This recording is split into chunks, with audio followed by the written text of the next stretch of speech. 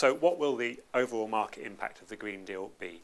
It's still quite early to say, but I think we can already begin to see a number of themes emerging, and people are already beginning to take positions on this. So, for example, Birmingham and Manchester already launched procurements, Bristol setting up an ESCO, some larger social landlords are saying, well, we're just going to walk away and not get involved at all. Other quite small ones are saying, well, we're going to become a provider. Where do you fit in that whole picture?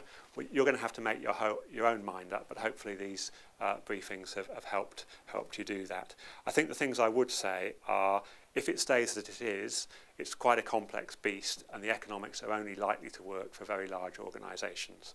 That doesn't mean you can't do something in partnership with other people, possibly including a national brand.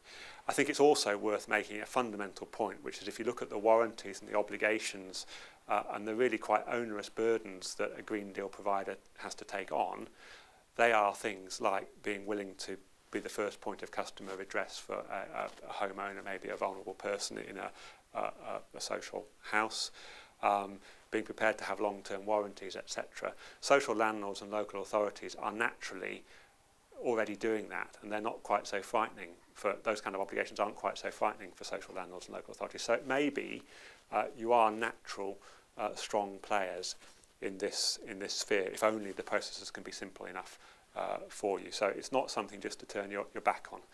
But a fundamental thing to bear in mind is this isn't the only game in town, and it would be very unwise to put all your eggs in one basket and think in terms of solely, am I in the Green Deal or am I not in the Green Deal? For me, the obvious way forward is to look at the buildings, the requirements of those buildings between now and 2050, how much investment is going to need to be made in those buildings to keep them decent to live in and with manageable energy bills. DEC are currently projecting, for example, that energy bills will rise between 52% and 70% by 2020, which is only 8 years away. So significant fuel poverty issues on the horizon. How are you going to handle all of those things? What are the options out there to help you? Green Deal is one of them, feed-in tariffs is another, renewable heat incentive is another, and various levies on new build are others. There are opportunities as well. It's very important not to see this area purely as one of a cost burden for existing or future bill payers.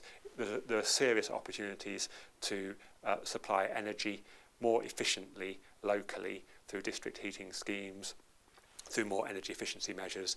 The best people to make those kind of schemes happen are local people, and they won't ever get onto the agenda if you don't make them happen. So I'd like to see more local authorities, more social landlords standing up and proactively looking for positive opportunities for their communities in the energy field, and the Green Deal is part of that picture.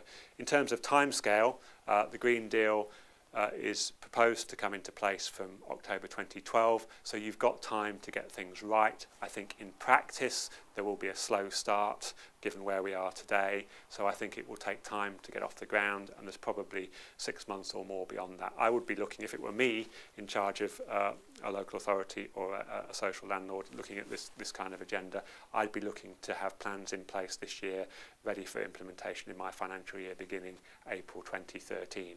But I would start now in terms of exploring what the right models are for me, what the investment potential is for me, what the revenue potential is for me, which can be, for a county council, we looked at the investment potential was over £1 billion on their buildings, realistic technical commercial investment potential with nearly £100 million of revenue a year coming from these kind of projects. So I'd be looking at those kind of calculations, those kind of assessments at a very high level now, and then I'd be moving into more detail in terms of the partners I was going to work with, the ones that work for me,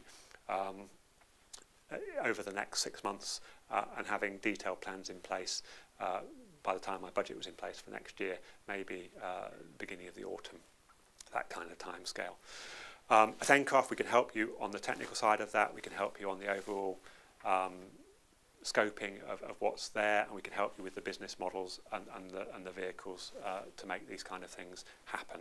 We are completely independent and impartial, and our interest is in local success. Thank you very much for listening.